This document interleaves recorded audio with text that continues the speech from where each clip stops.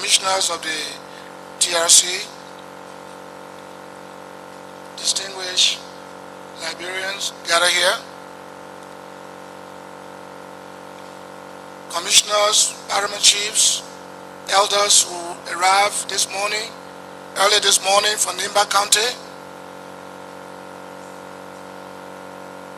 former commandos of the Special Forces of the IMPFL now disbanded, to the great forces of Laird and Model, without whom democracy will not prevail today. Had it not been for these great forces fighting dictatorship to enthrone democracy, peace, and stability, Liberia would not be what it is today, and I won't be here called senator sitting before the TRC to give my account of the role I play. Before I go further, I would like to say that the last time I talked about Chairman Verdier, talked about Sheikh Afome Cornell and others, I would not ask anyone to recluse himself. I will not stop my story because some of them were involved in the process. I will go right on explaining my story. But my concern is that the people before whom we sit to explain our stories themselves have story to tell. And I do not know to whom they will stand to tell their story. These are the distinguished personalities who are responsible at the end of the day to come out with recommendations either for war crime or whatever against us or whoever. I just want you all to know that I have come here in obedience to my conscience and by popular demand of the Liberian people for me to come personally and be present off camera to tell the Liberian people and the world what led to the crisis that I was involved in and to let them know my role. I did not know many years back that there would be a TRC, that I would sit before it to explain. But what I did was I prepared for the future because I always look into the years with prayer. So I prepared my memoir. And don't be disappointed, don't be discouraged because many of you may want me to stand and just begin to narrate. I don't want to be distracted, so I will read most times from my memoir. And then at certain times, I will begin to explain orally. Many speakers have been here, they have explained their role. I listened attentively to the narration given by Dr. Fambula, a great philosopher, a professor. I listened to Comrade Joe Wale. I listened to so many people. What I'm here to do today is I explain along the line. I will make comments on most of those stories that they gave, not to condemn them, but to make amendments. Because in the narration, there were some omissions, and I will fill those gaps with whatever were missing there. I do not need to dive into 1847 because whatever those who came on this soil in 1847 were accused of having one-party system, whatever those who came, Liberians who came back to this great nation, whatever they were accused of, I guess they paid the price in 1980 because they were overthrown. So I don't need to go back into that history, narrating who came here, who didn't come here. Now, my involvement actually started in 1985, November 12th. Minus 1985, I was an unknown soldier, quietly moving here, doing my job, performing my duties as a soldier, in obedience and defense of my nation. So I will start from 1985. As you know, in 1980 there was a coup against a one-party system rule, a coup against the American Liberian. And when the coup was staged, no one forced the junta to go on the radio and announce to the Liberian people and the world that they will indeed turn over the government of Liberia in the democratic elections in 1985. And in that election, the junta members would not be partakers. They said this to the world. They promised Liberian people. They charged the old regime or the three party for corruption. In fact, not just corruption, but rampant corruption. Hardly had they gotten seated when corruption reached at the peak of Mount Kilimanjaro.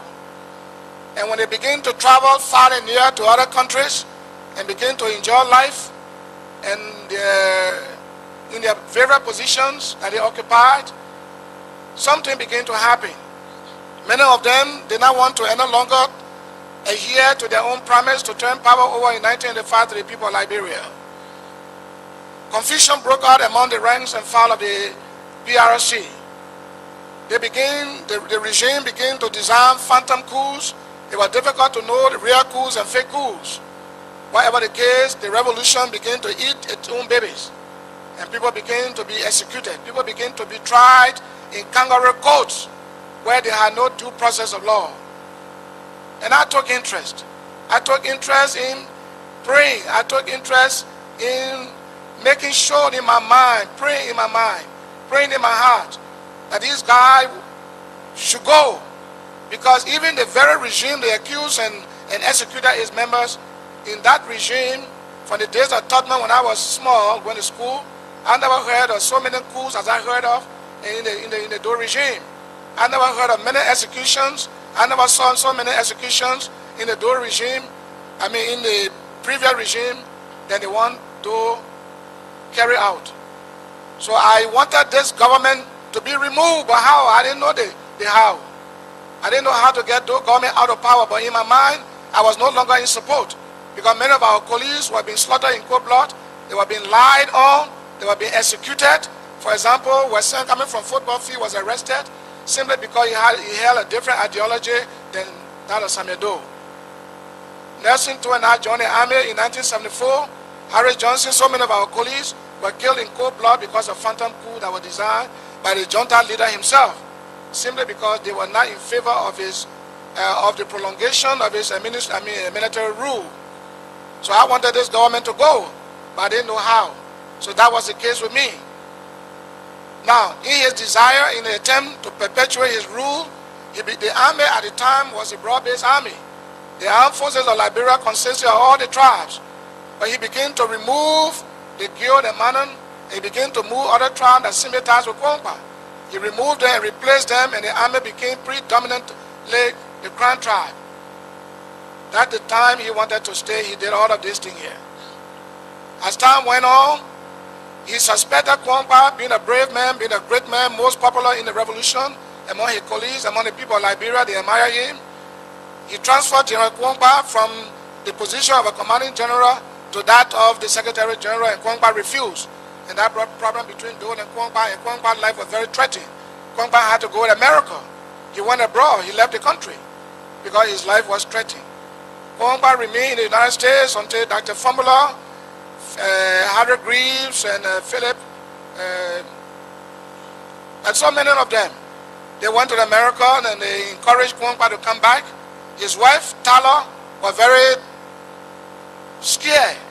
And they told her that Kwangpa will not die, your husband will not die. We will make sure that he removed the government and you will return home, because where you are in the United States is not your home. And they encouraged his wife, Tala, Mrs. Kwangpa, to let the husband go. It was 1985, November 12, that Kwangpa finally came to Liberia.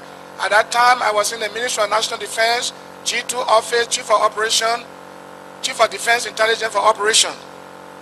And we knew what was happening, but to whom would we tell our information? I was already not in favor of the regime, because the regime was killing its own babies. So Thomas Kwangpa came in 1985 with Dr. Fambula and his group, Joe Wale and others, Joseph Beer, Emmanuel Dennis. There were so many. At the point of crossing from the Manon River Bridge, Joe Wale shot Joseph Beer in the back. Whether it was a mistake or intentional, he needs to explain that. I didn't hear that from him when he was on the stand here. But said Joseph Bier was a military strategist of the invading foes, upon whom Kongpa largely depended. And they crossed. Where exactly was Kongpa, I cannot say, I don't know. Whether he was with them, if he was with them, then he made a mistake, because when you are leading a military force and you are leaving the friendly area to the enemy zone, upon contact with the enemy, you have to give a head count to know how many wounded, how many missing in action, how many die in action, and how many you still got alive to move on to the next stage of the operation. But that didn't happen. And so when General Kongpa entered Monrovia, he named Joseph Bier as a commanding general. That is to tell you that he didn't even know that Joseph Bier was killed at the border. So that is where I'm going to tell my story. November 12, 1985. Johnson, Prince Johnson, and the events. On the morning of November 12, citizens of Monrovia had a rude awakening by the sounds of machine guns, fire, and rocket-propelled grenades vibrating from the executive mansion, the home of the president, and also the Liberia Broadcasting Corporation, LBS. Shooting persisted throughout the morning until General Kongpa's voice was heard on television and on radio. I am General Thomas Kongpa. The government of Samedo has been overthrown. Though it is in hiding, there is no escape for him. The National Patriotic Forces are taking over the reins of power. We do not want bloodshed. The officers and men of the armed forces of Liberia are hereby ordered to disarm and remain in the barracks. We have sufficient manpower to attack the country by land, sea, and air. Now, this speech that General Thomas Kongpa read was prepared by Dr. Famula just before they invaded the country. That he didn't need to depend on the armed forces of Liberia. Why did he do this? Because they wanted to neutralize Kongpa. They wanted to keep him in isolation, because there was a coup d'etat among the very group that came to remove Doe. Now let me elaborate. The group that came was 35 in number. 30 Sierra Leoneans that were given them by President Momo of Sierra Leone upon the influence of Dr. Famula, who has a Sierra Leone connection. And there were only 5 Liberians. The 5 Liberians were Joseph Bier, Emmanuel Dennis, Kopa Tier, Kongpa himself, and Makui, Major Makui. These were the 5. And so the plan was, look, don't encourage the armed forces to come near the general. If the general should succeed in killing Doe, then you guys should kill Kongpa immediately and invite me to take the reign of power. And then let the world know that Kongpa died in action. And that was the plan. And so when they came to Monrovia, I went to join them. I was at my house that morning when the sound of gun began to vibrate. I saw 2 journalists, my colleagues, my friends. We lived together, and for many years we knew each other. And that is, what is it, Charles Bayon, and another guy, Kwame Clement. They came to my house and said, Johnson, there's a shooting at the station. We would like to go there, but we are afraid. And I said, okay, if you are afraid, then you wait, we go together. So I went with them to make sure it was really Kongpa speaking or not. When I got to the radio station, this is the time I met General Thomas Kongpa. I met him at the time he was leaving the radio station, coming out, when the Sierra Leone guy arrested me and disarmed me. Because people were not to take guns in there other than those who already came to the country. So when Kongpa came, he asked him to return my guns and asked me to join them. So I was happy to join them because, as I told you earlier, I had a predetermination in my mind long before they did a Kongpa to join any group of people to move the government that was killing its own babies, lie on its own babies and killing them. So this I felt was my opportunity, was the best chance. So I joined Thomas Kongpa. But when I joined General Thomas Kongpa, I was also taken aback. If he came to really revolutionize this country, to overthrow the government that he felt was so oppressive, I wonder why he had to go all the way, saying no bloodshed, soldiers return to the barracks, we do not want bloodbath. And he also said if people shoot anyone, those people will be immediately executed. What if the group he was depending on by air, by land, by sea, if they had come, I wonder if they won't kill. Because there is no revolution that has ever been staged that I know in Africa without bloodshed. You must shed blood. Those people people you are going to remove from power will defend. They won't take it lightly with you. So if you don't succeed, they get rid of you. So the blunders that were created made Kwankwa to go into hiding when he heard about the death of Joseph Biya, when he heard about the counter coup, the coup that was in, the very coup that they brought. He could not stand it any longer because he had already left the radio station, and he had heard that the AFL troops were very close to the radio station, and there was no way to go back there to tell the AFL that he wants to disarm and return to the barracks to come once again to his aid. He could not do so. So Kwankwa said goodbye to me, and he was leaving. I didn't know where he had gone to. I thought he went to BDC. When I rushed to BDC, I couldn't see him. I came back to the station. They were shooting. Then I left to go to the 72nd to get the ammo personnel carrier because I can drive it. And I got one good guy to shoot a 50 caliber that was mounted there. Then I went with one guy they call Rabo Ratti. He's always with Ambassador George Weah. We both went together in the car. He drove the car. When we got there, I took one of the grenades I had on me and I put it in my pants. I was taking a risk because if the pin had dropped, I would be blown out. But I had it there. And so when we got to the 72nd, we saw the soldiers standing up, very quiet looking, and the place was so silent. And I asked for Lieutenant Glenn. Lieutenant Glenn was the one that General Kwankwa named that morning as the commanding officer of the 72nd Battalion. So when I went in, he was sitting behind his desk, and soldiers surrounded him, and I thought they were the bodyguards. And I told him, Lieutenant Glenn, I'm here, the radio station is on fire. I want to recapture it. I can regroup the AFL and capture it. But he couldn't answer me. He was just sitting down. I did everything to communicate with him, whatever way, no way. Then I suspected something was happening. By the time I could come out, the soldier grabbed me right at the door. They took up my shirt and took off my boots and Mark Sharp. You all know Mark M. Sharp. Colonel Mark Sharp.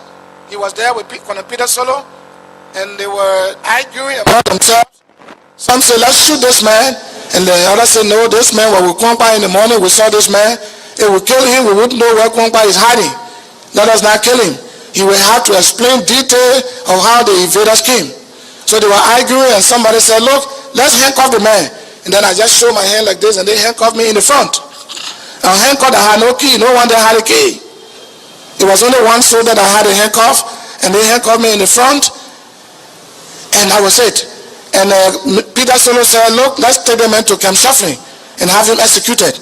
Then Marshall said no. Marshall and Peter Solo said no, let us take the man to BDC, put in the stockade, and then tonight we will do his job.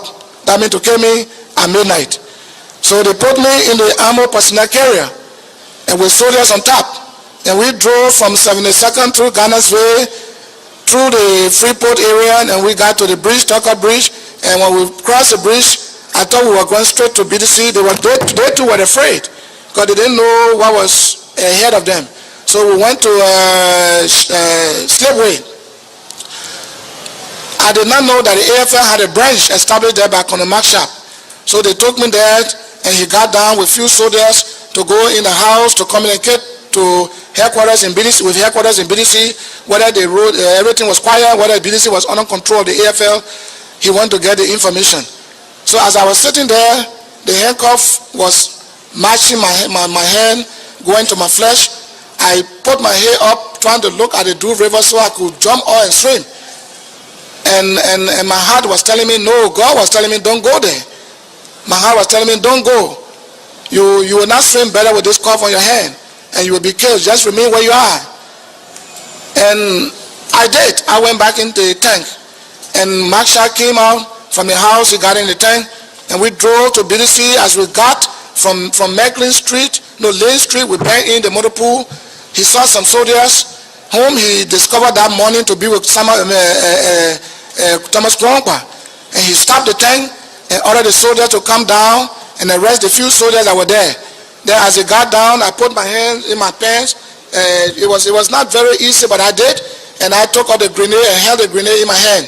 So as they came and got down and got in, the marshal came in the tank, other soldiers they arrested. They were on top of the tank. Two came in the tank and joined me. Then as soon as I discovered they have gotten seated and they were about to pull up, I dropped the grenade right at the feet of Colonel Mark Sharp. And I said, grenade! And Marshall and his group opened the tank and fled for their life.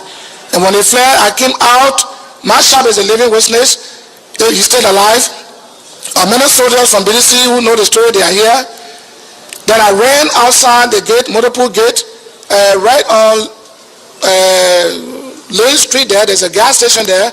At the back of it, there was a government toilet there with Red Cross. So I went, I tried to jump over the fence 2-3 times. It was difficult. But then I saw the soldier running, because at the time when I ran away, the tank was parked right at the gate, at the entrance of the motor pool. So the soldiers who fled and took cover under the different cars far away from the truck, from the tank, could not come. They thought the tank would explode. But by the time they got to know that the tank would not explode, because probably the grenade, the pin was still there, they chased me. But then I have crossed over, jumping over the fence to go into Public Works compound by 5-something in the morning. And they managed to cross over. At the time it was a heavy rainy day too. The ground was wet, it was raining heavily, and I was on one old dilapidated truck that had been there for years. And the only thing that divided the Public Works and the graveyard was just a fence. And the big drainage with water. So I stayed under the truck, and the soldiers came arguing among themselves, blaming themselves why they didn't kill me, and somebody let me to escape. If they had killed me, it would have been the best thing. Now they sent them to look for me. They were shooting all over the place. And there were noise of machine guns, live fires, and so forth. And I was just right there. And what scared me most, I almost came out, was that I saw the serpent, bone constructor, under the truck. I was very scared. If I had coughed, I would be finished by today. But I remained there, and about 7 o'clock they had left. They searched the whole place. In fact, the Public Works yard was so big, it's still big up to today's date. And they didn't know exactly what I had gone to. Looking for one man in a big place like that was very difficult.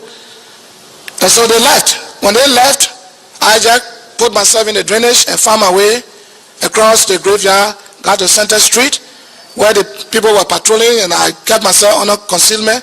When they crossed, when they went to the Benson Street area, then I crossed to the old PAL office. When I got to the old PAL office, you all know PAL now. When I got to the old PAL office on Gully Street there, I took off, I removed my pants from me, and I remained in brief. I removed it, and I saw the old coal pot, and I put the old coal pot on my head. Now I got the water and sewer area there that is now being used as a NBI office. And I got on the street, went all the way to the beach area, convent behind it, and I went to Coconut Plantation. That person who saved me, I won't call the name for security purpose, but the crippled woman saved me.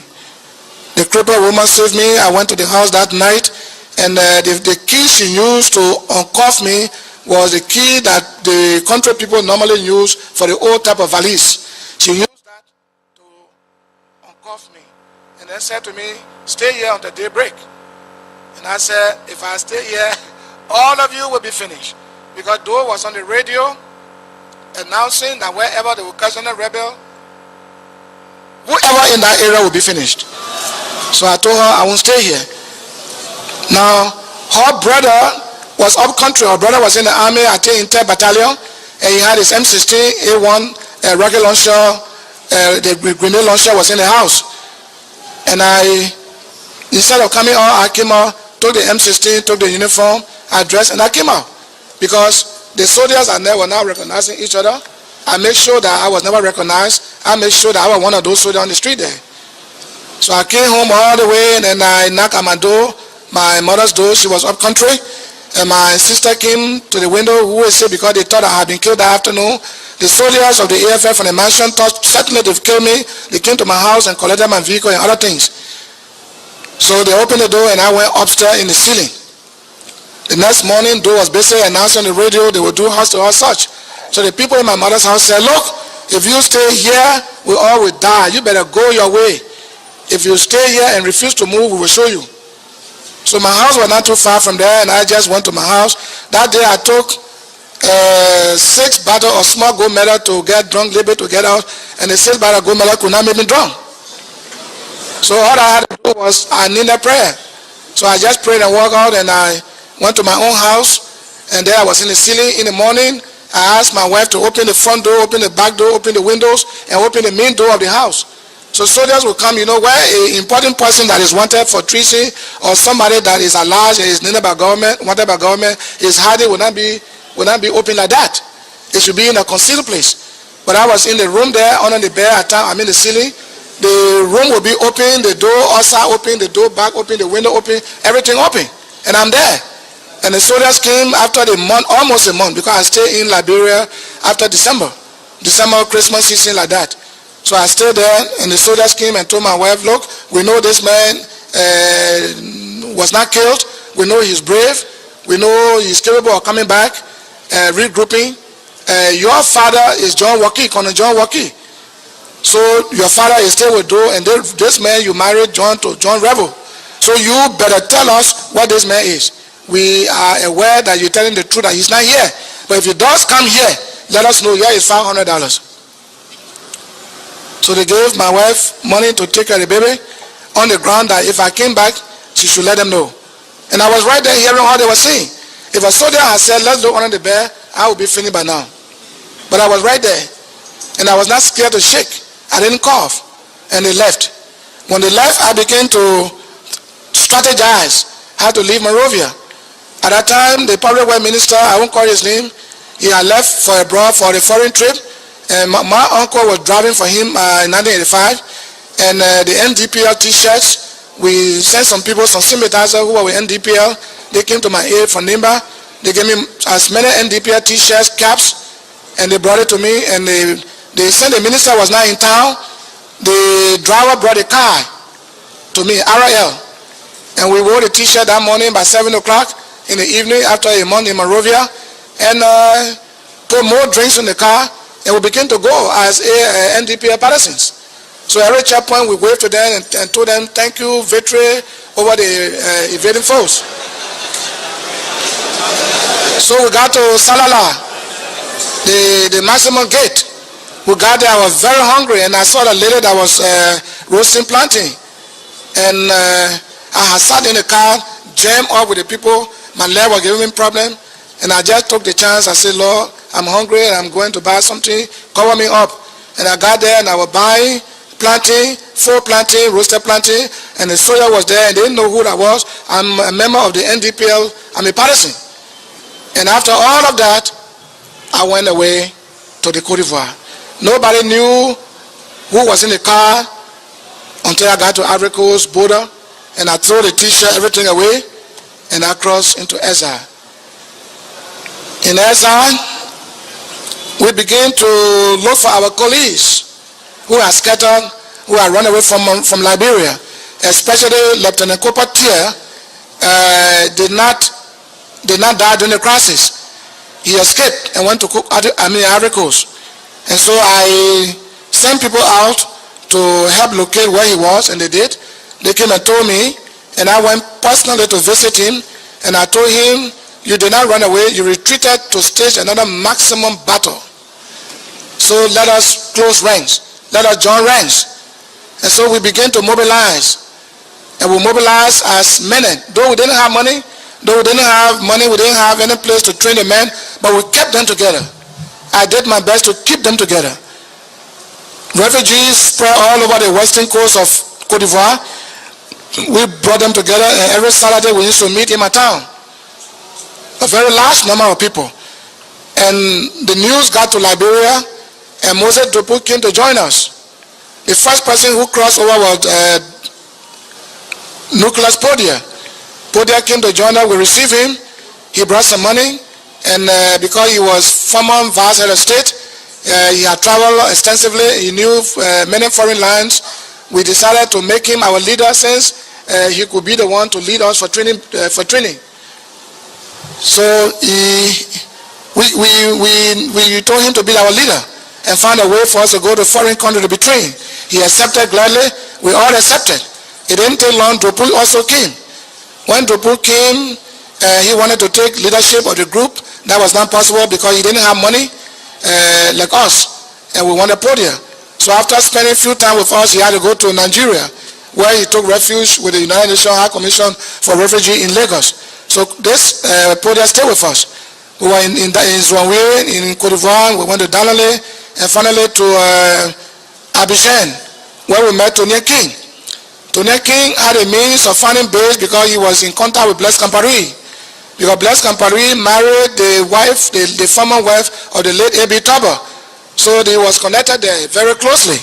But he didn't want to make the contact for her, though he knew we were brave guys, very brave guys, and many in number. But he didn't want to help us because he was not in conversance and not in favor of social indigenes, grouping and say they want to overthrow. He needed an American Liberian leadership. And he told us that, in fact, your in-law will soon be coming. Charles Taylor, though the jail Taylor in America, and though wanting to extradite him, we are trying to get him from America. We'll get Taylor from America. He married to your sister. All of you name out people like your daughter. So will you accept Taylor when he comes? We said, fine. He said, when Taylor comes, then I will now open the door to lead you to places where you can quicker get training base and train and come and move Samedo. So we remained there, and we're asking how Taylor was going to be free. He said, well, there was a diplomatic arrangement that was being carried on by a few American Liberians, not all of them per se, and with the help of Ramsey Clark, the former Attorney General of the Supreme Court of the United States, we get him out. So Taylor did not break jail. Taylor did not break maximum jail. Taylor was let out with the purpose of coming to Liberia to join us to remove the dictatorial system. And so Taylor he got free, went through Mexico, other places, and came to Liberia. When he came to Liberia, he met us in the Côte d'Ivoire, and we dearly welcomed him. But we had not told Podia then that we didn't want him any longer, because he had the money but didn't know training base. He didn't have any direct contact. He needed to go around asking people, and we felt then that he didn't have that much contact. Now Taylor, who has come as our brother-in-law, were attached more important to our plight than anybody else. So we accepted Taylor, and he was with us. And while we were there, Taylor was still afraid of Podia, because Podia was still interested in making inroads in ensuring that training be provided wherever country he could find it. So what happened was that there was a guy among us they called William Obe. William Obe in Monrovia served as a bodyguard to Podia at his house. And so William Obe was with us. So Taylor told him, say, look, you know what? William said, no. Say you are washing Podia's clothes and you normally clean his house and you have the key. I'm going to invite Podia at my house here in Abidjan. And while I'm entertaining him, we are discussing about Liberia and the way forward. Go to the house, break the room, steal the bed with all the money and the passports, and destroy them. Bring the money to me later. Once you have the key, he wouldn't know that you broke it, because you will tell him that as I left from here to go, the house had already been broken into. So that was the strategy put in play by Mr. Taylor to incapacitate Podia. So that was done. And Podia cried bitterly because no passport, no money. At the last resort, he ended up in washing Madingo people dishes. That morning food they can face with rest water. Podia started washing. It was very, very bad. And Taylor did not want Podia to follow us. That was very bad. At the time, his plight declined seriously. Podia now decided to contact Victor Hager. That was the Lebanese man I mentioned here. Victor Hager, the late. And to say Podia came to overthrow, Podia didn't have money, he didn't have armies. I am seriously of the thought that Victor Hager may have contacted Doe for money business and told Podia, your former soldiers are grouped in your favor, they are at the border to help you come back home, to remove Doe. So when Podia crossed, they arrested him and said he came to overthrow. Podia did not come to overthrow. That was not the case. And so we put Podia out of the way. We Drupu also out of the way. We never saw Drupu again because he was in Nigeria. And we were left alone with Taylor and ourselves. And so Blaise Compaoré now decided to introduce Mr. Taylor to Blaise Compaoré. And after the introduction, Blaise Compaoré bought the idea. But Thomas Sankara was not in favor. And we didn't know that. We were not told while we were in Côte d'Ivoire that Blaise Compaoré, that Thomas Sankara was not in favor. We were not told. We didn't know. So series of visits were made by Mr. Taylor to Ouagadougou And the end result was, okay, you can come. So they flew us in group by group, and we all gathered in Ouagadougou.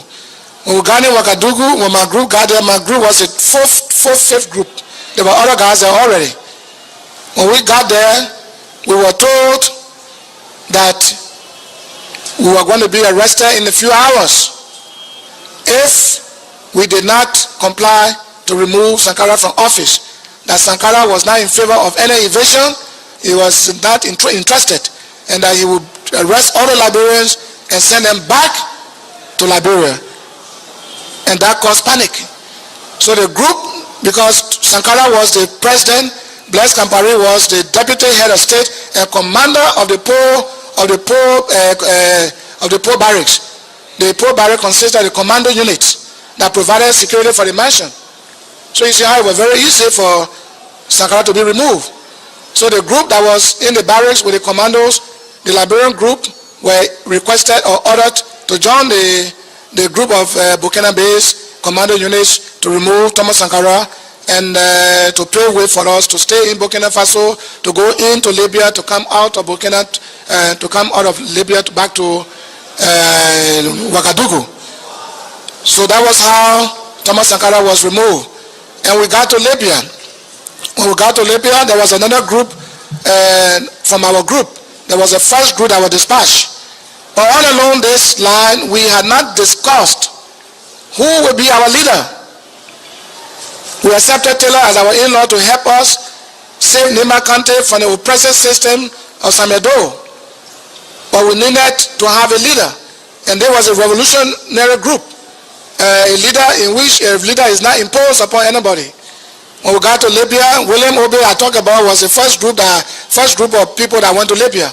And when we got there, the English we heard was not the English we could get used to. The group that went, William Obe told them, Major Taylor, our leader, Major Taylor, our leader.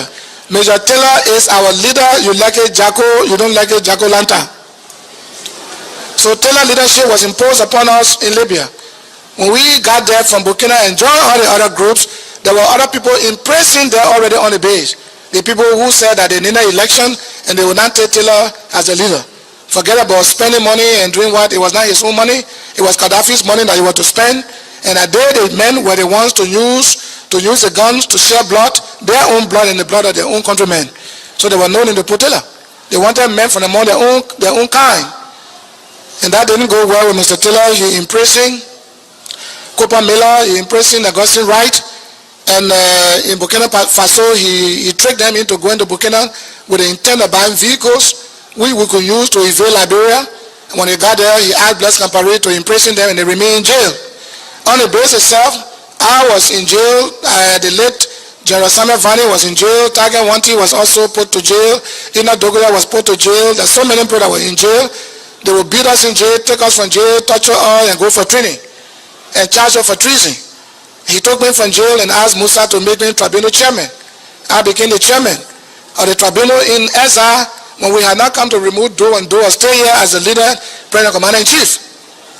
We are troubling each other in Libya.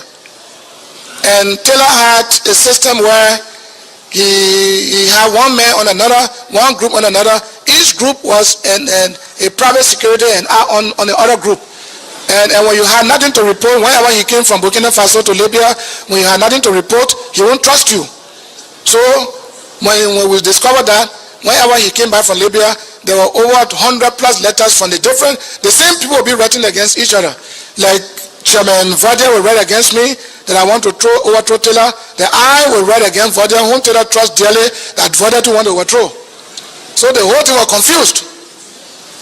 So we were in Libya and he explained this to Blaise Compaoré, and Blaise Compaoré said to him, well, if the soldiers you will use to overthrow your country's government is divided on this line and they cannot understand each other, they don't even like you, then I will provide you commandos. And he said, no, your commandos don't know our terrain. Whatever the case, I will hold my patient. I will try to not let them know what I intend to do, but they will get to know later. You will only put a few men among us when we are leaving to go. And then on the base, we have Guineans, we have Sierra Leoneans, we have Liberians who are there led by Putu Major.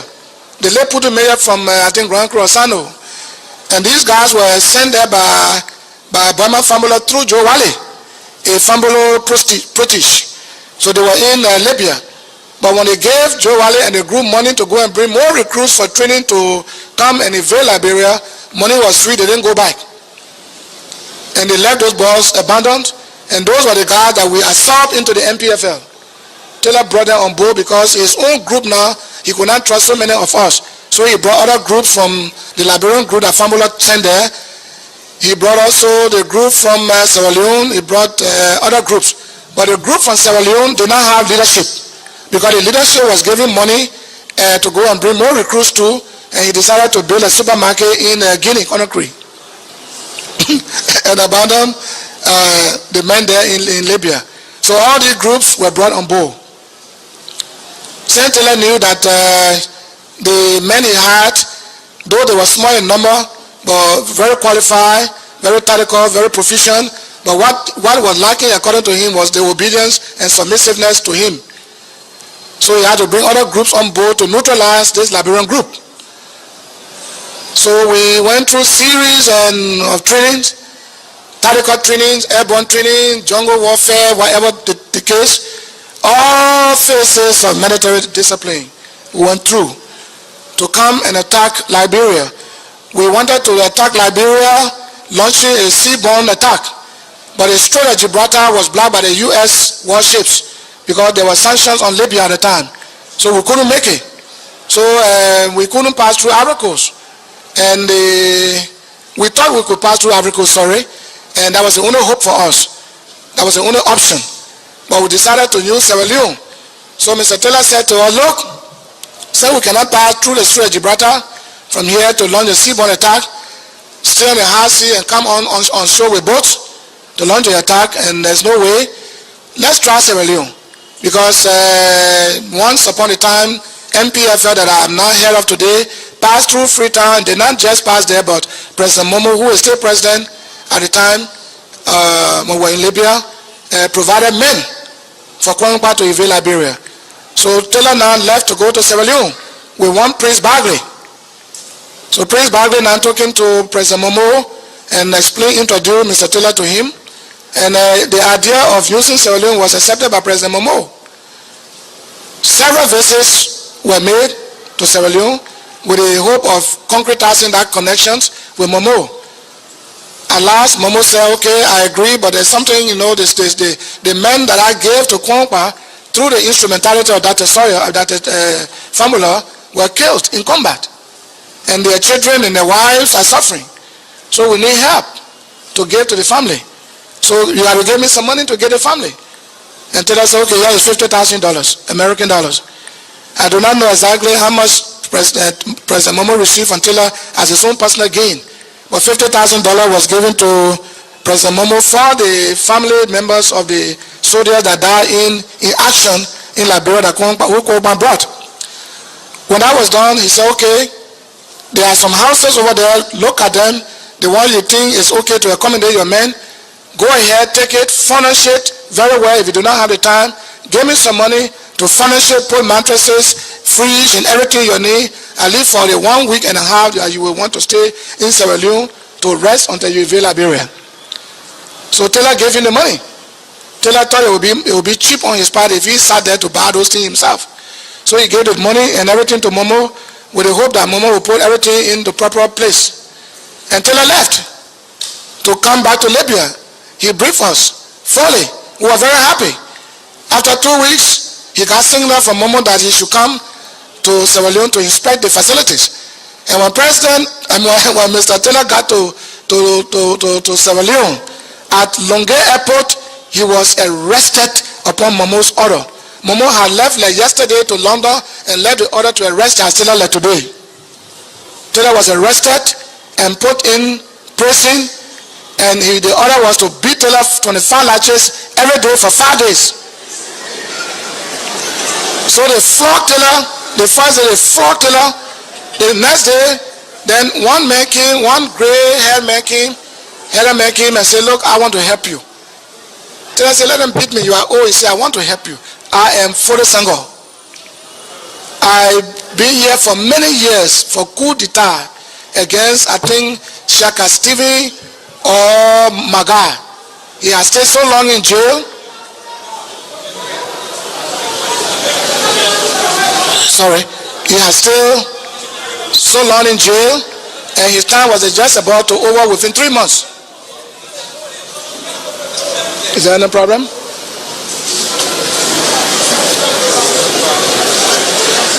His time was just about to over. His death sentence was commuted to 25 years or so in prison, and his time was just about to be over within 3 months. So Taylor said, look, if this man I never knew before could accept to take beatings for me until the rest of the days that they say I should be beaten, then if I help this man send a Sierra Leone group in Libya, got no leadership, if I help Foday Senghor and provide him everything to launch an attack on President Momo who beat me, I think no one from Liberian dissident group will ever attack me from Sierra Leone. So that's how Taylor and Foday Senghor met. They met in prison in Freetown.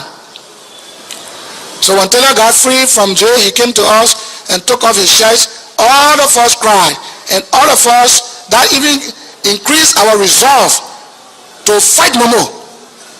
Because if you don't want our leader, if you do not want us to pass through your country, well, take the money, but why arrest him and beat him?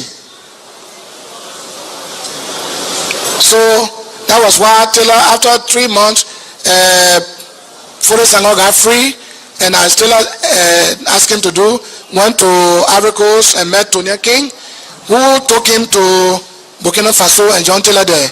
And then I introduced him to Blaise Compaoré, and that was the onward contact to President Muammar Gaddafi. So he now, Foday Senghor now took possession of the troops, the group that were left behind, whose leader had gone to Guinea and opened a supermarket and abandoned his fighting force. So that was a connection between Taylor and this man. So after that, we remained in Libya for almost 9 months. We stayed so long, got no place to pass. So arrangements were made again by Taylor. This time he told us, I have contacted 1st Battalion, 6th Battalion, that is Bombay Hills and Shuffling, and they are all eager to receive our first batch of fighting men. And they will launch the attack in Monrovia while we launch from the border. In fact, the weapon to be used from the border side are already been dispatched on the Liberian side from Ivory Coast, but with a Butro. So when you cross, the day you get ready to cross, we'll show you what the weapons are. Meanwhile, these guys are going to Monrovia. Not knowing, Taylor lied. He made no contact with Camp Shuffling. He made no contact with Bombay Hills. Those guys he sent forward were the guys that did not like him, were the guys who opposed him, who said they did not want Taylor because he was self-centered, that he was interested in using the Guy and Manan people to overthrow the regime of Doro, to take power by force and remain as a leader indefinitely until death. So those guys were the ones he sent to Monrovia, and they were arrested in Monrovia, televised, and today is history. Where they are, we cannot say. So for us who left behind, Taylor told us, I was a planning and training officer. He told us, and William Obe was a battlefield commander. He led us to the border that early morning and said, cross on a bamboo raft, and cross there on the Liberian side, you will see guns. And some crossed and began to look for the guns. They couldn't find. They went all the way on the road looking for the guns, and then we crossed. There were absolutely no guns. Taylor lied. He made our lives vulnerable. Had the AFL soldier been there that day, this would be all history. So some of the soldiers who went looking for the guns ahead on the road returned to the riverside and said they were not going because there were no guns. And when they crossed to go to Taylor, to where he was standing when we crossed, Taylor had gone back to an unknown destination, either to Zouanouye or to Burkina. Where he was, we didn't know. So I said, for me, I am not going back. Because I don't see Taylor being a good leader. I don't see Taylor being a good leader. I see Taylor being so oppressive.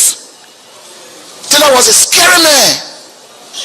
A man who's scared cannot lead this country. And he depended his administration over there on lies, on whatever he was told. And he trusted liars and made good friends with liars. If you lie to Taylor, you are your best friend. And so people were lying, implicating people. So I look at that in exile, and I choose never to cross the river. I said, today, if I die, let me die. Who would like to follow me? A few commandos follow me. With commando knives, we bought in Runway Market. A few commandos taking risk. The risk that we took and installed interim government of Dr. Sawyer. And later, they begin to call us names. We attacked this country with limited weapons that were not previously with us, except knives. We got to Butro, Christmas Eve, about going to 6 in the morning, and we saw a Muslim man going to the mosque. And I sent a few guys to bring him over to us. And when he saw those guys, he thought they were coming from the nearby town. And they called him to us. He didn't know we were all there in hiding among the bushes. And he came and we said to him, we are here to take over this town. Where is the commanding officer? He said, I'm living in the same house with the commanding officer. In fact, good news. We know that Kwangba did not die. We know Kwangba is alive. But they were last told that he died, but we are convinced that he's not there. I said, that's true, you're right. Kwangba is with us here right now. So, he said also that the commanding officer left Monrovia like yesterday and brought more supply for the Christmas season. It was on Christmas Eve. They brought uniform, they brought guns, they brought ammunition and so forth. Rocket prepared grenades and everything. So we asked him to take us there. And he took us there and we lay on the doorpost. He knocked the door and the man answered, who was it? He called his name and the man opened the door. By the time he opened the door, we shot him in with a knife and operated on him. And that was how in his storeroom in that building, we now dressed fully with military uniform. We now took the RPGs, we now took the GMGs, the light automatic rifle, the M16A1 rocket launchers, everything they brought, we seized it. Then in the morning, there was no shooting.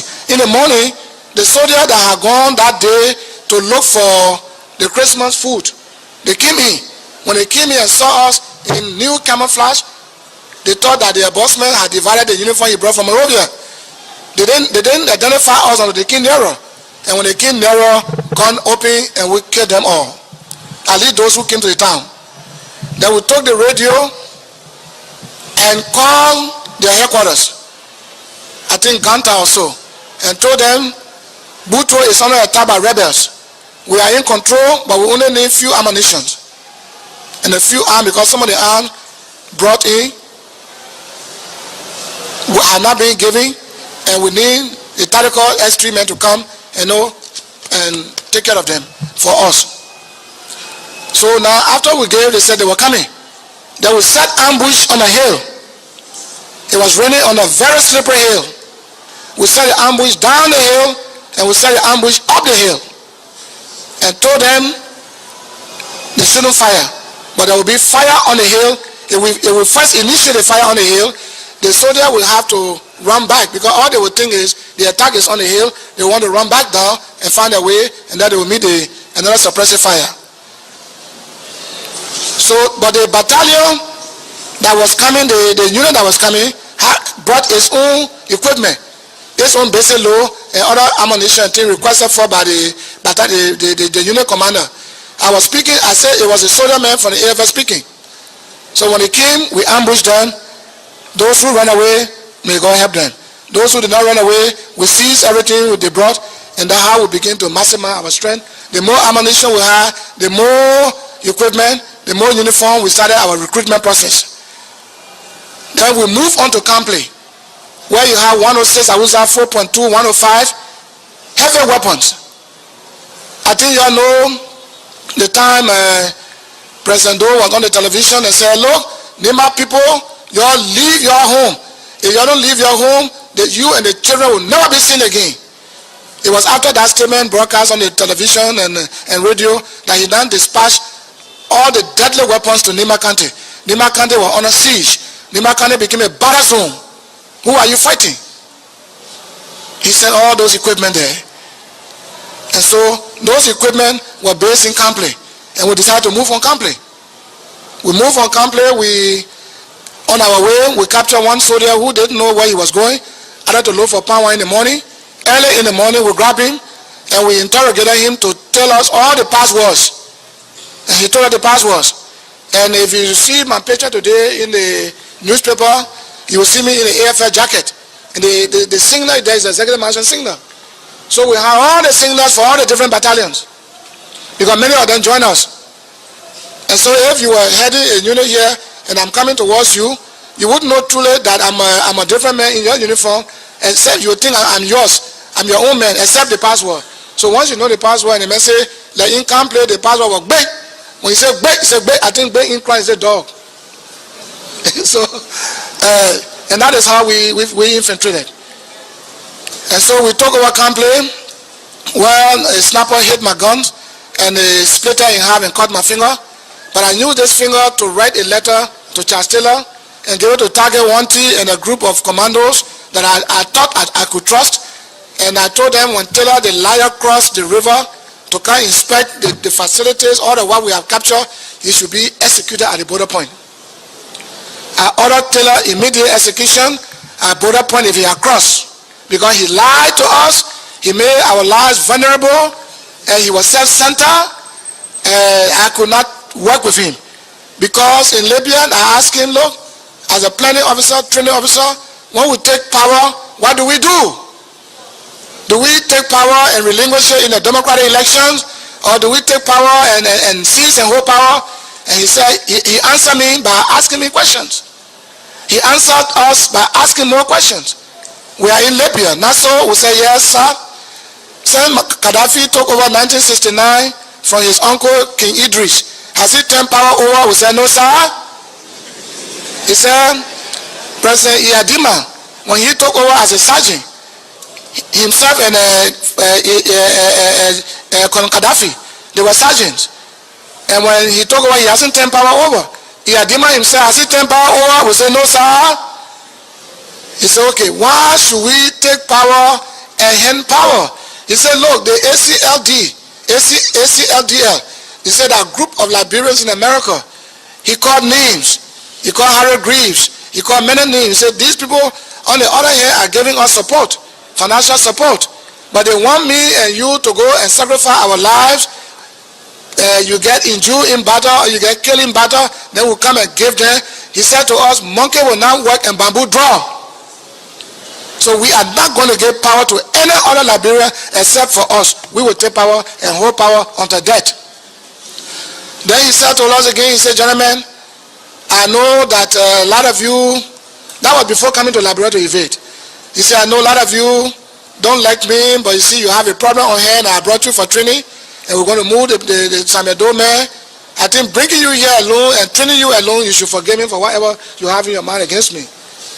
And I want to tell you this story. Taylor said, he said in Ethiopia, when Mengistu Haile Mariam and a group of officers overthrew Haile Selassie, he killed all of them. There was a state program to which all of them were to attend, and all the provisional ruling council people gathered there waiting their commander-in-chief to arrive. He instead sent a group of armed men and they massacred those provisional ruling council men.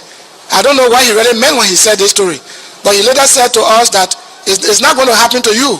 I'm not going to do it to you. But then why did you say the story? But I later got to know in later years that he committed the brave men in combat always to die in war.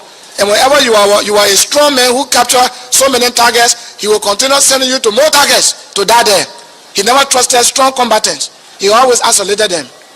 He would prefer the late Azem Musa, who will kill Debare and bring him closer. He would prefer Benjamin Yuten, who would lie on people, like that. Those are the people he wanted. So, because of all of these things, I said I won't work with Taylor. So when Taylor crossed the border, you'll get rid of him. But they never got rid of him. They instead told Taylor the story, the secret. So Taylor did not cross to Liberia when I was at the border point. He remained far away. The only place he crossed was from Africa to Bopley. At that time, I had already come so far in Tapley and moving on to Monrovia. So many places I captured and left. My objective was not to capture, seize and hold. My objective was Monrovia. Our objective was Monrovia. And you say you cannot move men of various ideas, various behavior characters into combat with all drawing all guidelines. I drew out guidelines, that is SOP, to govern the activities of our men in combat. If you rape, it's execution. Rape itself is capital crime. And you wouldn't want your daughter to be raped, so don't rape anybody's child. So if you believe life is sweet, avoid raping. If you break people's homes to steal, then you are as good as a man we are going to fight. Then you face the penalty. So these are some of the rules we had. Don't break banks. If you break banks, you destroy the economy. Then it's useless going to force Amedo. So we got all of these guidelines. And when you enter town, don't take people cutters. Don't take people cutters. Don't force women to sleep with them. I know during the situation like that, a lot of them will want you. So, I mean, those who come voluntarily, out of fear for their own mind, is up to them, but don't force them. So we drew our guidelines to govern our men in combat. I taught the UCMJ, Uniform Code of Military Justice in Libya for the 2 years we were there, and I taught my Special Forces commandos even when I broke away. So I told them, here is that, choose it by doing all of these above, and choose life by avoiding the above. So that was the first thing I did. That is to have command and control. I had to put these guidelines in place. And the men and women of the Independent National Patriotic Front, now disbanded, came with me under my direct control. I had control over the men. I had direct control over the men. But human beings, sometimes you can't tell them. Somebody will say, I'm going to go urinate, I'm going to go do this. Unless somebody came and told me why the men were over there, this is what he did, I wouldn't know what he has done. So as I speak to you,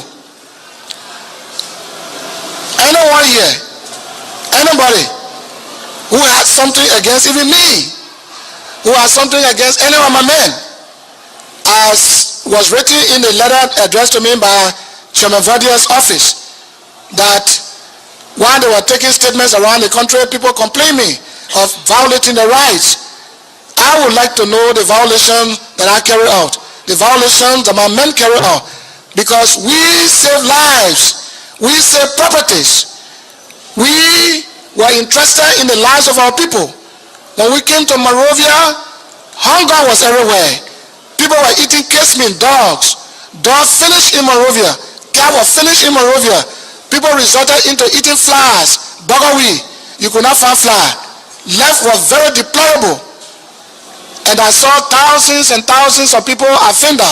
And I promised them that I would take the port and bring food to you. Where the food was surplus at the port. I didn't keep the food for myself. I fed the public. I fed even the interim government national unity. All of these things we went through. So I don't know where in the world we will be killing people at random. Why we say Newtown, Bushwa, Allen, Clarendon, West Point, all over Monrovia. I do not understand. Why will we be killing people at random when government officials that will do up to the time we arrive, like Dr. Peter Naga, like Dr. Alfred Kula. There were so many of them, Serena Ford, so many of them who surrounded and came to save their lives were rescued by my men, by my revolutionary forces. So I do not know where we came wrong on the allegation that we massacred this, we massacred that in Burma. In Burma, there was no massacre as was alleged by other people I've been reading. But when you come to that here, we will go ahead and answer whatever question that will be posed to us by the commissioners over here. So, now back to the invasion. So we broke away from Taylor. When we broke away, we were thinking of a name to adopt. And I said, because of General Thomas Kwangwa, our former leader, I would not want to get any other different name, but I will use the same name, MPFL, but I will only put I. IMPFL means I name peace for Liberia. That means Independent National Patriotic Front. Because we name peace for Liberia, we abided by the ECOWAS Peace Accord. we removed Samuel Doe from office and installed the interim government headed by Dr. Sawyer. We were not ambitious. We wrote a book, The Philosophy of the IMPFL, the guns that liberate should not rule. In there, we specify why we fought and lost men, why we fought with our blood and never took over. And yet today, those we save, those we redeem, those of us without whom there will be no interim government, those of us without whom Taylor will have who are riding the city and taken away by the force of guns, can now today turn around and call us names. And they made me to leave this country, to go into exile. Even while in exile, they pursue me. Dr. Sawyer pursue me. And with the support of Donga Yaro, they put me under house arrest in Nigeria for 9 months. I will come to that. Because I need to explain all of this thing here. So when he comes tomorrow or day after, I will hear what he will say. And when he lies, I will still come back here.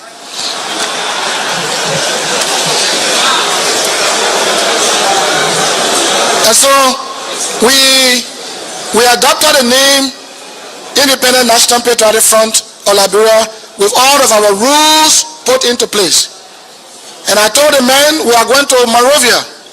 Our objective is not to seize and hold. Our objective is to remove the government and install an interim administration. If we would like to contest to be president, we must go through democratic means. Let the people of Liberia decide. But not to take guns and overthrow and compensate yourself with the throne. So that was our objective. So we came to Monrovia. We fought many battles. We captured many garrisons. And Banga, many places we fought. It's very interesting to also know that each group of us was fighting two forces. I was fighting NPFL, pushing me to Doe to pushing me to Taylor. And I'm fighting AFL, fighting NPFL, Taylor fighting me, fighting AFL at the same time. And so, during one of the battles, I went to bed one day by 6 o'clock in the evening. The cold breeze hit me and I fell to sleep. And I had a dream, a vision. We're in Petro. Those of you who've been passing Nimba, those two war tanks that were parked there, when you go to Tapatown, they are no longer there now. So I went to Petro because of the constant attacks on me by NPFL. They will attack me every day, blocking me from entering Monrovia. They did everything to prevent me from entering Monrovia. I never purposely planned military offense against NPFL because they were my boys. I trained them. But Taylor was the one planning. So I now decided that I would leave Samuel Doe alone and attack Taylor and block him from ever entering Monrovia. I would push him across the border. So I went to Petro. As we were playing cards and our food was on the fire, the cold breeze came and hit me and I fell to sleep.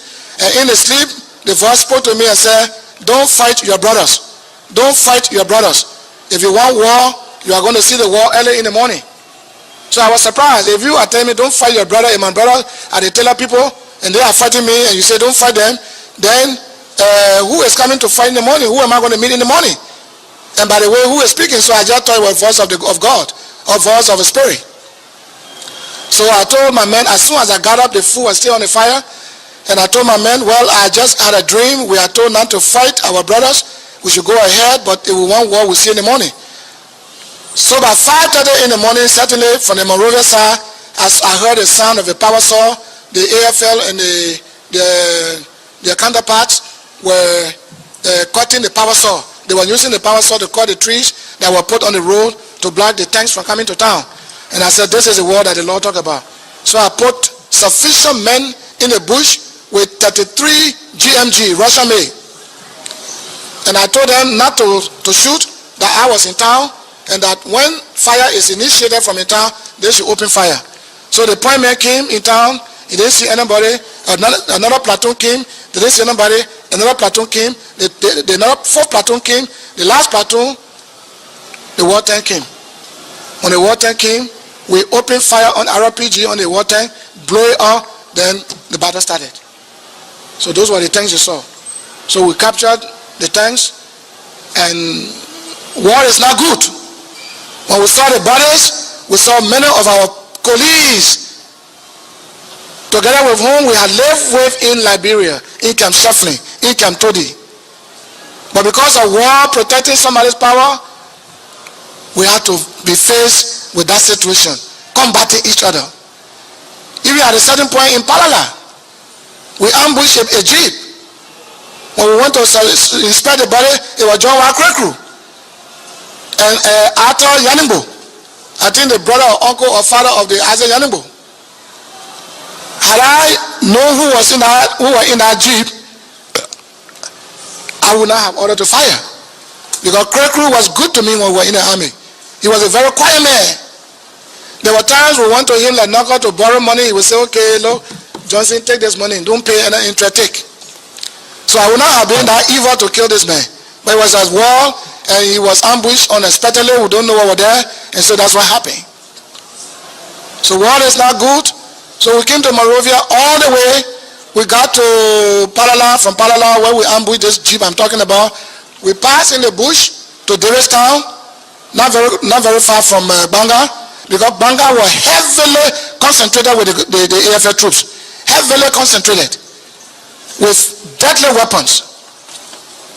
And Taylor was afraid to take Banga because the news we were hearing, Banga was tough. We sent people on reconnaissance. They came back. They said Banga is tough. And I said, okay. So what we did was, the focus of the AFL at the time was on Nimba. When any bush moves from Nimba side of fire, everybody was focused. So the only friendly area was from Banga to Phoebe area and to Monrovia. So cars were moving freely from Banga to Monrovia freely. So we passed through Davistown. We all the way came in the bush and got to Phoebe in the morning and then took a route to the barracks. So the barrack was attacked at 5:30 in the morning. We attacked the barrack 5:30 in the morning, imploring every organic weapon we needed to quickly seize that barracks. So we seized the barracks within a space of 40 minutes. And so when the soldiers in Banga City heard the sporadic fires and sporadic, suppressive and sustained fire in the barracks, they just gave up and said, well, our own colleagues have joined the rebels, so no way now. So it became foot help the body. Those our interns were under attack by us, the barrack under attack, so many people had to take out their clothes, their uniform, and fled to either Guinea or wherever they went. So that's how Banga fell. When Banga fell, we collected as many rounds of explosives we needed, and then remove the 106, 4.2, 105 Awusas that were there. We remove the pin, and then set the ammo dome on fire with the 106 rounds. When those brokers were firing, you could hear it in Kakatan. So the AFL said the guns we brought were too sophisticated that they could not stand. People began to run away. And then with all that, there were many soldiers from the AFL contingents that were prepared to die for the state, because they are under obligation, constitutional order to defend. And they were defending well.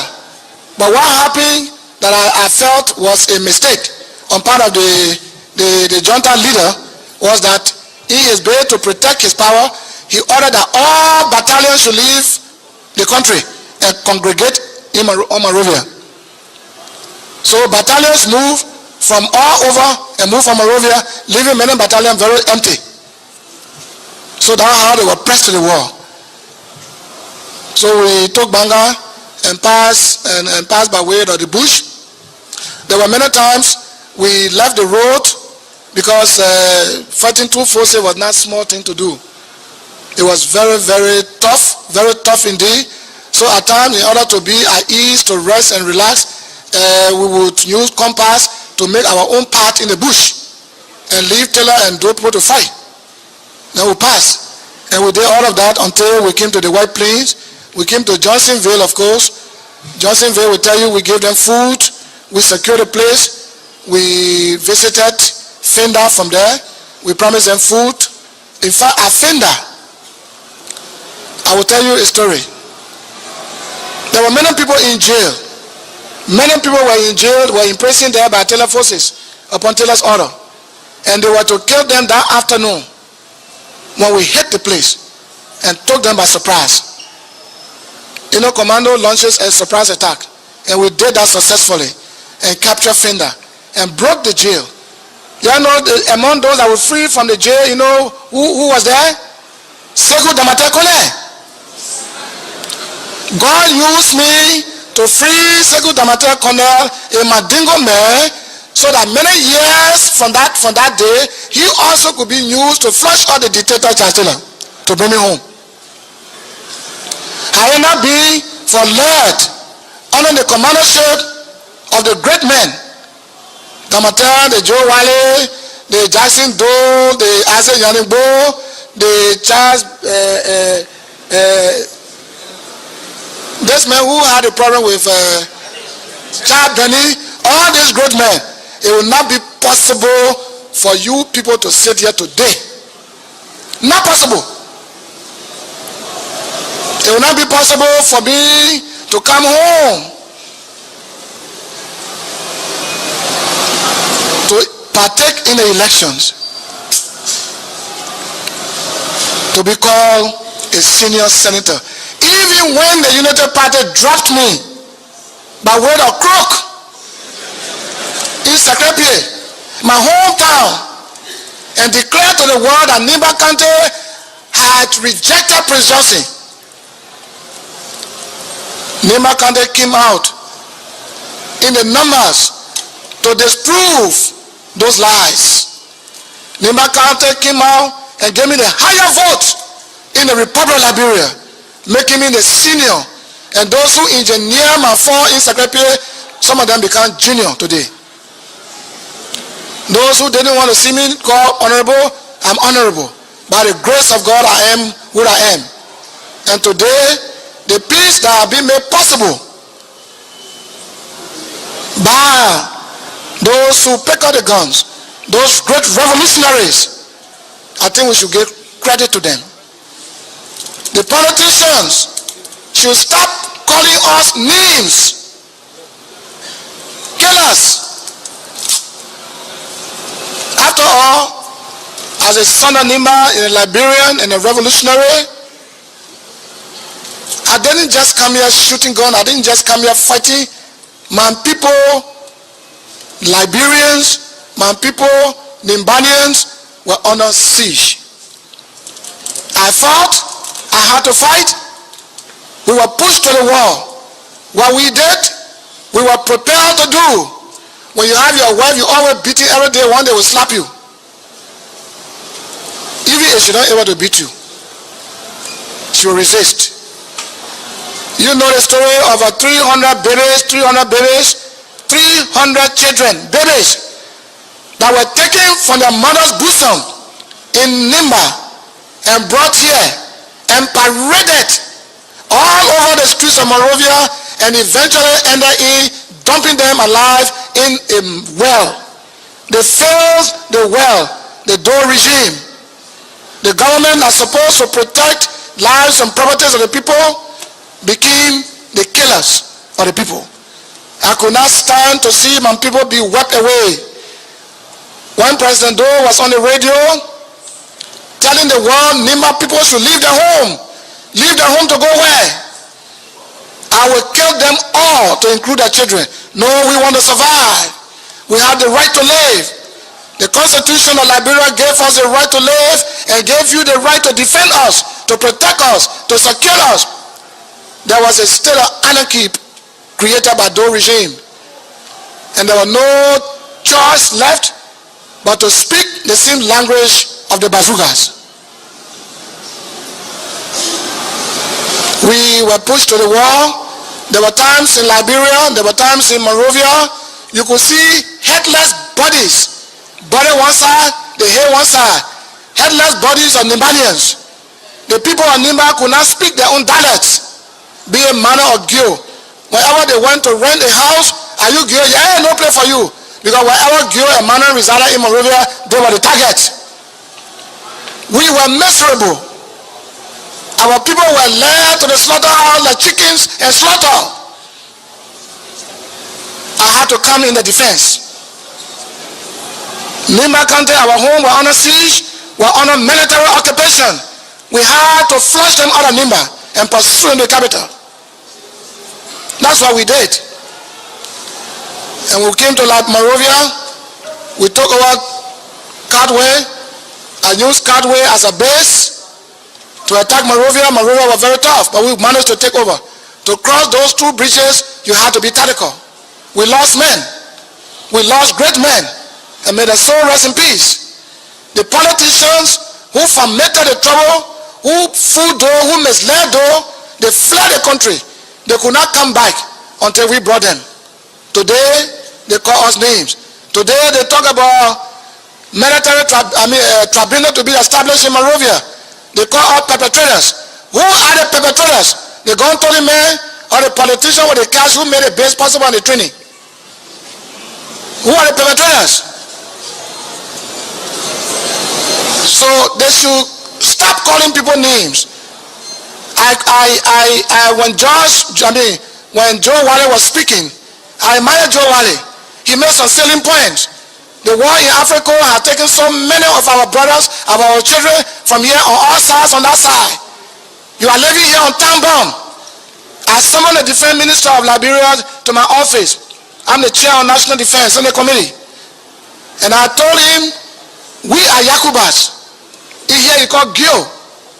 We are in touch with our people in Africa. Our people are there. The different factions have different Liberians. You have the first group of people here you have dismissed, or you have retired, or you have dancers, and you're not catering to them.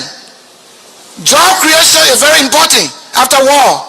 Calling names, ugly names attached to combatants who fought to defend you, to bring peace, will not help us. Encourage investors to come. Open the door for more employment. No employment is taking place. What we see in every ministry downsizing, the intelligent way of sacking people to replace them with their own people from the diaspora. That should stop. Because the people who are going to Ivory Coast, if it is true, from the intelligence we receive, they are watching what is happening here. They are hearing what is happening here. They are in touch with their colleagues. The new army we are forming to defend this country know that there was an army in place that defended the country so many hundred years. The way you will treat them, they will think you will treat that way too. What you do to the old army, they will think too maybe you will do it to them. You got to be careful what you do. Job creation is most essential. Otherwise, poverty alleviation or poverty eradication is a mockery.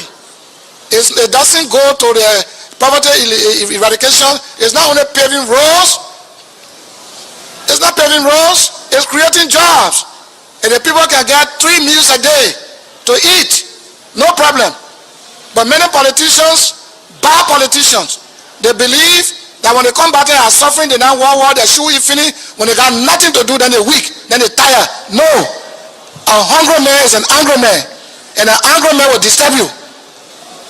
We don't want disturbance, so we need to work.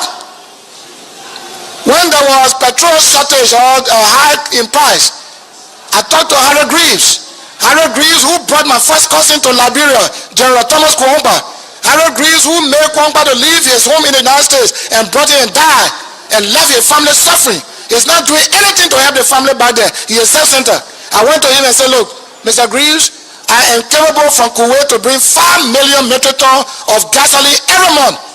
If I bring a price out of my business, I want to help. I want to help so that I can equally help the government as I did in the past. I donated drugs when I came from Brussels. I did that. But these people don't want you to get money. They want you to suffer, and they come and enjoy our sweat. It's very bad. So you, the TRC, tell authority they're doing good. The old lady is doing very fine. But the crooks that are around, they better do better. The government is moving on good footing, but they should teach. They should bring good idea on board. The president is old, and is getting much older, and will not want to leave bad legacy. I am of the conviction she will leave positive legacy. But those old crooks, let me tell you for example, how will you be ex-president of Liberia or interim president or ex-president, then you come again to become chair of Good Governance Commission? Which Good Governance Commission? When you are the head of state or the interim. You print out money signed by Barronta, and that money Barronta was not confirmed by the legislature. If a man is nominated and not confirmed, how does he sign the legal tender note? All of these things. Then they come back and say, with all that Liberia cannot run. so they begin to recycle. Well, if you brought back that Amos Sawyer, good governor commission, bring back Sangaworo, you former head of state too, bring back Moses Blah, former head of state too. Ruth Berry cannot be brought because she's not well. Why you pick and choose? So we came and told Monrovia.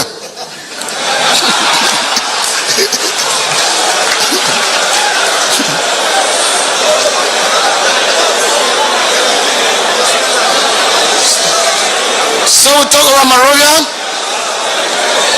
When we took over Monrovia, a few days after taking over Monrovia,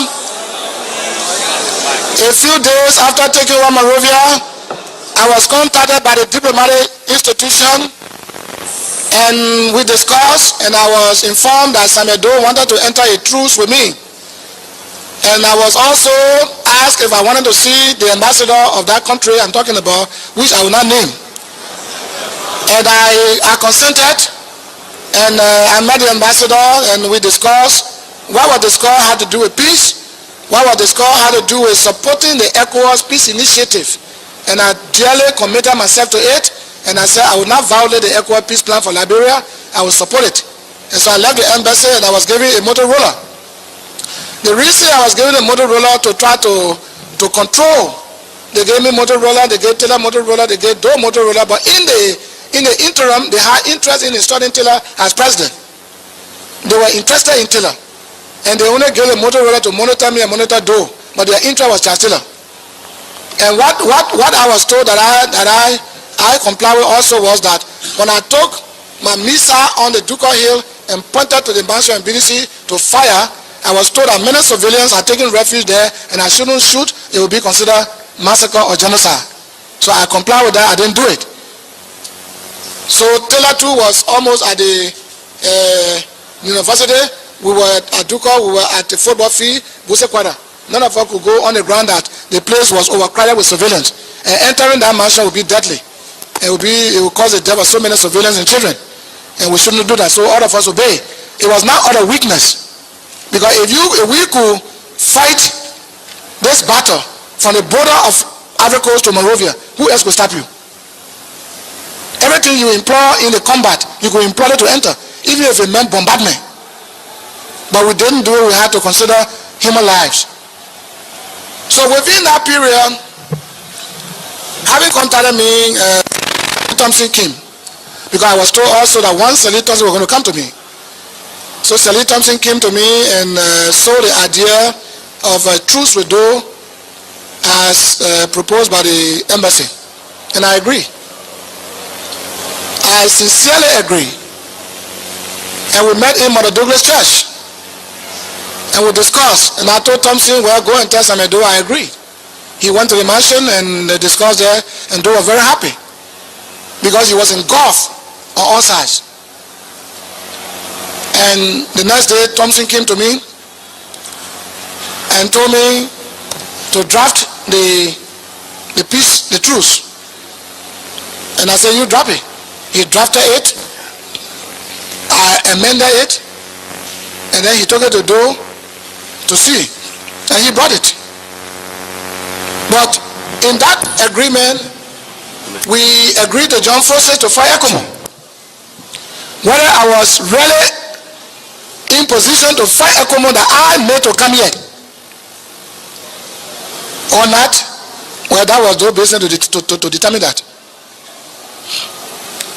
Whether I who brought August 24, 1990, the peacekeeping force for all over Africa, whether I will sign paper with Doe to fight peacekeeping force, then it was her business to determine whether I will be truthful to that truth or not truthful.